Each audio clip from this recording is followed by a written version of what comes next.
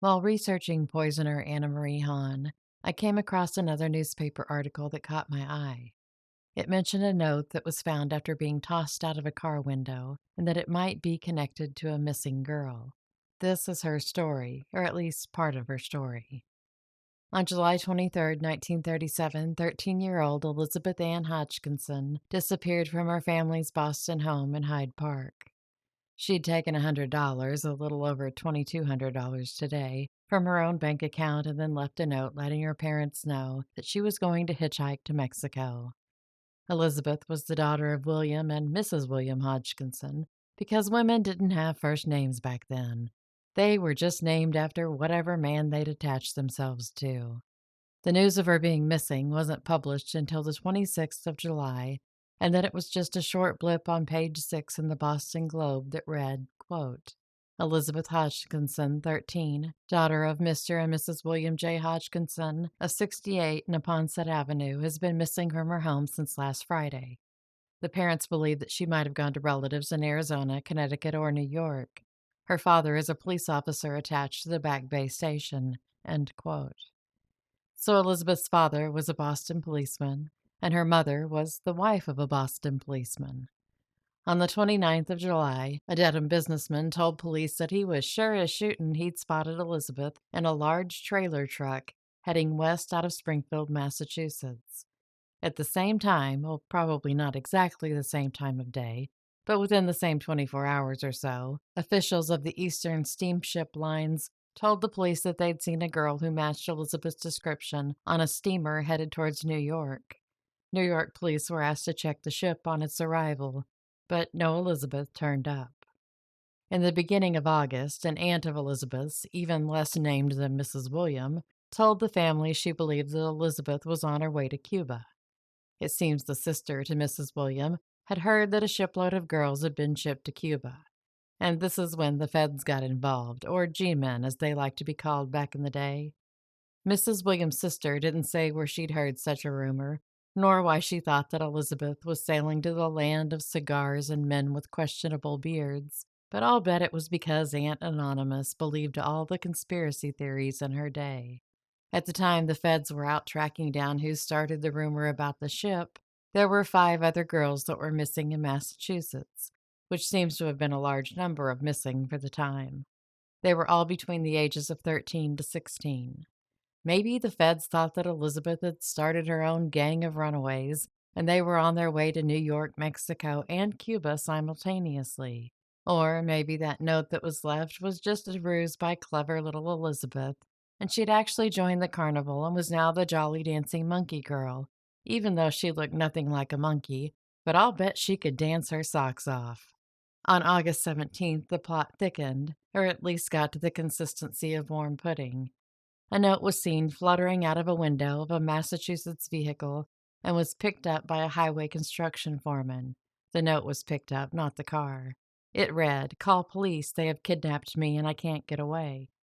The foreman took the note to police, and Maurice Davidson, criminal investigator of the Cumberland County Sheriff's Department, said he thought there was a similarity between the fluttered note and a sample of Elizabeth's handwriting. Had Elizabeth actually been kidnapped? Was her original note written under coercion? Then again, there was never a ransom note sent to her family, so if she was kidnapped, the kidnappers weren't after money. Maybe Elizabeth really was on a slow boat to Cuba. Or maybe Maurice just needed his eyes checked, because later that same day, police released a statement that the fluttered note was actually written as a joke by one Minute Combs of Auburn, Massachusetts, a 12-year-old little scallywag. A couple of months went by with no news on the disappearance of Elizabeth, but on October 19th, there was news that she was being searched for in Manila. Supposedly, the girls that had been shipped to Cuba were now in the Philippines. On October 28th, the Long Beach, California Police Department contacted the Boston Police Department to let them know they had a girl in custody who matched Elizabeth's description. But it wasn't until November 12th that Elizabeth's family learned of her actual demise. One of their neighbors had received a letter with an anonymous tip on little Lizzie's whereabouts. It was worse than their worst fear.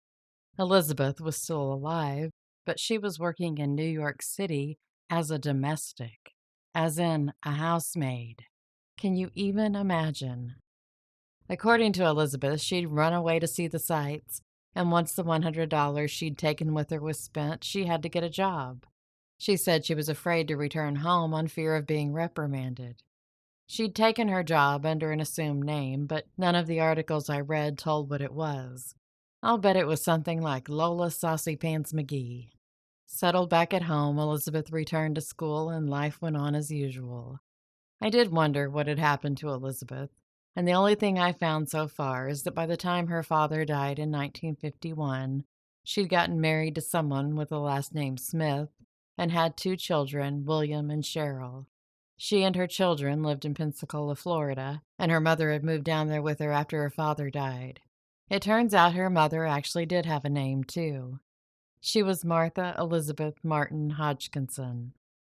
I really wish Elizabeth would have written down the tale of her New York adventure so we could know what happened.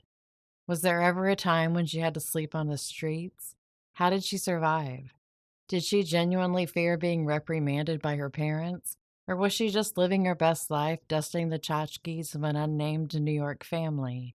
Even though running away isn't condoned here at the Agatha May Detective Agency, I still hope that Elizabeth was able to see all of the sights and that they were as fabulous as she dreamed they would be. And so ends our story of the disappearance of Elizabeth Ann Hodgkinson of Boston, Massachusetts.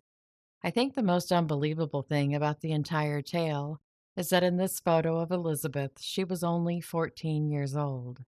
And I know that people looked older back in the day, but even given that, she still looks so much older than her age. I think she probably acted much older too, and man, did she have some moxie.